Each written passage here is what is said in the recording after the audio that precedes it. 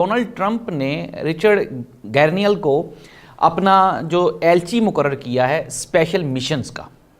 अब मैं आपको बताता हूं कि जो रिचर्ड ग्रैनियल है ये है कौन। रिचर्ड ग्रैनियल वो बंदा है डेमोक्रेट्स में, अगर आपको याद हो, आज से कोई 15 से 20 दिन पहले जब ये डोनाल्ड ट्रंप इलेक्शन जीता है तो सबसे पहले रिचर्ड ग्रैनियल ने एक ट्वीट किया था और कहा था कि पाकिस्तानी गवर्नमेंट से उन्होंने मुतालबा किया था कि इमरान खान समेत जितने भी सियासी कैदी जो कि पाकिस्तान की जेलों में कैद हैं उन सबको रिहा किया जाए।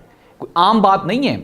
अब ये स्पेशल मिशंस का एलची मुकर्रर कर दिया गया है डोनाल्ड ट्रंप की जानिब से। इट मीन्स दैट अब हुआ क्या, मैं आपको बता देता हूँ। हुआ कुछ यूँ कि मियां नवाज शरीफ साहब भी अमेरिका गए, पाकिस्तान मुस्लिम लीग नून ने और एस्टेब्लिशमेंट ने भी कोशिश की कि अप्रोच किया जा सके, इंगेजमेंट की जा सके ट्रंप फैमिली के साथ, लेकिन ट्रंप फैमिली ने मुस्लिम लीग नून को बिल्कुल भी भाव नहीं दिया।